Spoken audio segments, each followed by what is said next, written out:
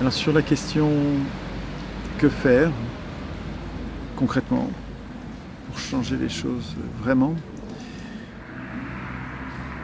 à mon avis, la bonne action qui va tout changer, c'est les ateliers constituants. C'est que les citoyens naissent au monde, viennent au monde, en partant de l'état larvaire d'électeurs où ils sont comme des enfants politiques, obéissants.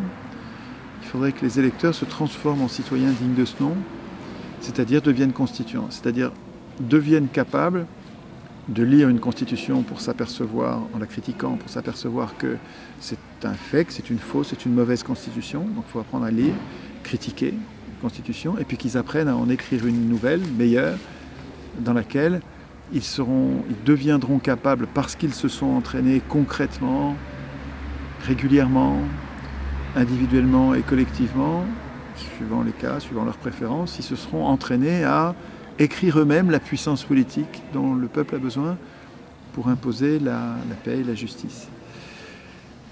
Alors, concrètement, un atelier constituant, ça veut simplement dire, c'est un nom peut-être un peu compliqué, peut-être qu'il faudrait que j'arrive à trouver un autre mot, parce que c'est très simple, un atelier constituant, ça veut dire que nous invitons dans nos conversations la Constitution. C'est-à-dire qu'au lieu de parler de n'importe quoi d'autre, enfin nous nous mettons à parler des règles qui permettront d'accéder à une puissance politique de changer les choses. Donc ça peut être individuel. Je peux faire un atelier constituant tout seul le matin en écoutant les nouvelles après avoir été horripilé par les abus de pouvoir qui reviennent tous les jours aux informations, qui sont des déformations. Et en réaction, je peux rédiger les articles qui changeraient tout au plus haut niveau du droit.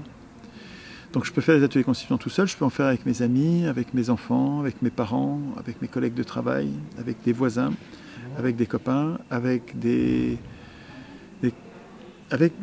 passants, des voisins dans le train, ou dans l'avion, ou dans la rue, ou dans la queue, en attendant au magasin. Comment est-ce qu'on pourrait instituer le vote blanc? Est-ce que le vote blanc, une fois majoritaire, doit invalider l'élection? Est-ce qu'on permet à ceux qui ont été renvoyés par le vote blanc, est-ce qu'on leur permet de se représenter? Vous pouvez aborder le sujet en 2 minutes en faisant la queue chez un commerçant.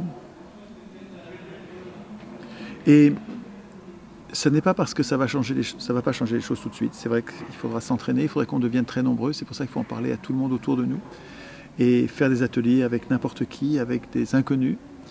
Et c'est seulement quand on sera très nombreux que le corps social va enfin devenir capable de vouloir écrire lui-même la Constitution au lieu d'élire l'Assemblée constituante.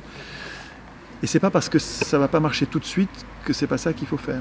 Et c'est pas parce que c'est intellectuel que c'est pas concret. C'est extrêmement concret. Je pense que c'est ce que nous pourrions faire de plus concret. Donc je propose que nous nous entraînions à écrire nous-mêmes nos institutions.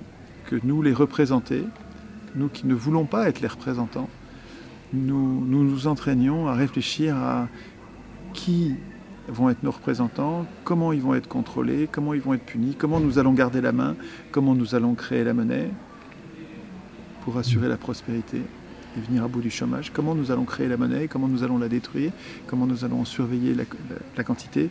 C'est vraiment des sujets de première importance. Et ce que font les Gilets jaunes, qui deviennent des Gilets jaunes constituants, donne beaucoup d'espoir. Mais ça dépassera même les Gilets jaunes. Si les Gilets jaunes finissent par tomber le gilet parce que le gilet sert de cible aux policiers pour leur tirer dessus comme on tire des lapins, ce qui est littéralement crapuleux.